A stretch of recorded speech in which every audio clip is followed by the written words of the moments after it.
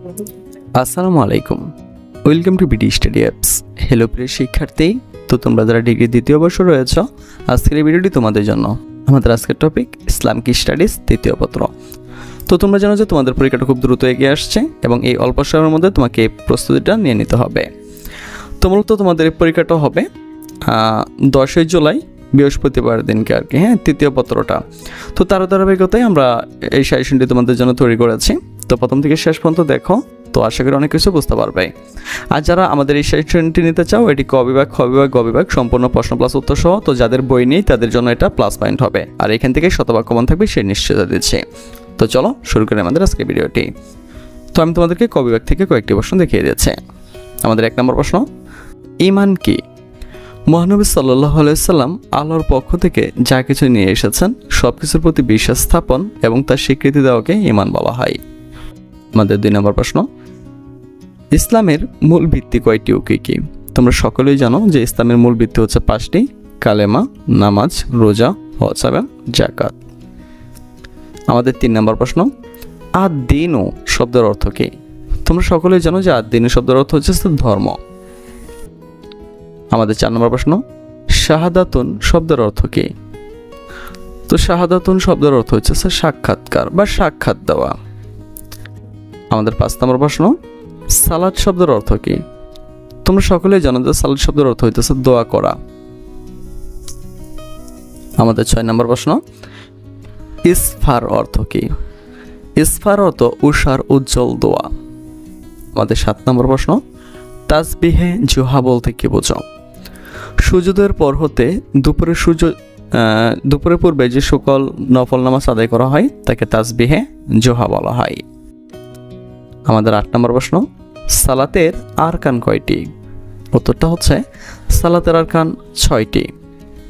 আমাদের 9 নম্বর প্রশ্ন, সালাতের আহকাম কয়টি? উত্তরটা হচ্ছে সালাতের আহকাম 7টি। আমাদের 10 নম্বর প্রশ্ন, সালাতের নিষিদ্ধ সময়গুলো কি কি?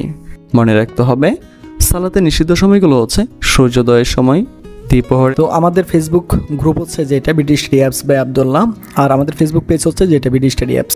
ভোরের সময়, সূর্যাস্তের সময়। আমাদের 11 নম্বর প্রশ্ন, ফজরের সালাতের সময় কখন আরম্ভ হয়? মনে রাখতে হবে ফজরের সালাতের সময় আরম্ভ হয় দিনের শুভ্র রেখা প্রকাশিত হওয়ার পূর্বে। আমাদের 12 নম্বর প্রশ্ন, ভিতর শব্দের অর্থ কী? তো ভিতর শব্দের অর্থ বিজোড়। আমাদের 13 নম্বর প্রশ্ন, সিজদা কাকে বলে?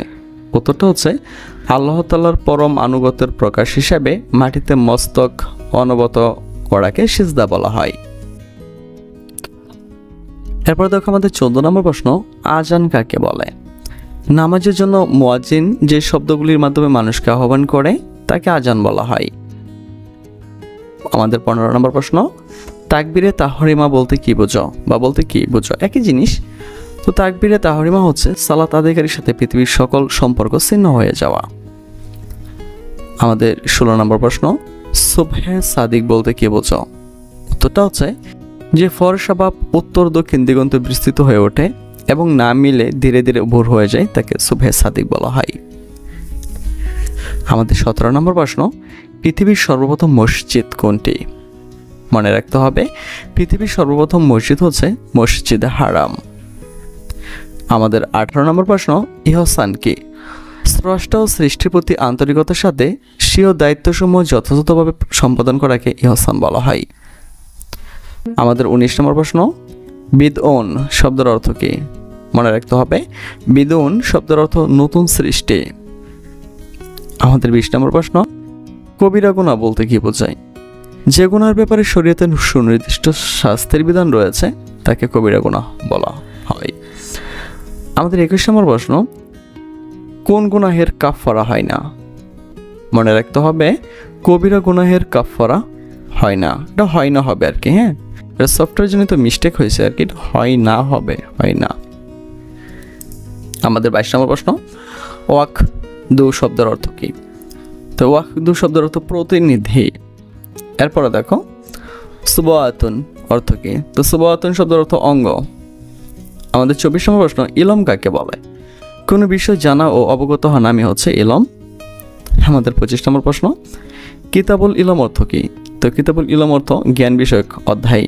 তো এইভাবেই তোমাদের ক বিভাগ, খ বিভাগ, গ বিভাগ সম্পূর্ণ প্রশ্নটি সাজেশনটি প্রশ্ন প্লাস উত্তর দেওয়া রয়েছে। হ্যাঁ, যার ফলে তোমাদের যাদের বই নেই তাদের কোনো প্রবলেম হবে না। তো চাইলে কিন্তু আমাদের সাথে কন্ট্যাক্ট করে তুমি তোমার সাজেশনগুলো নিয়ে নিতে পারো।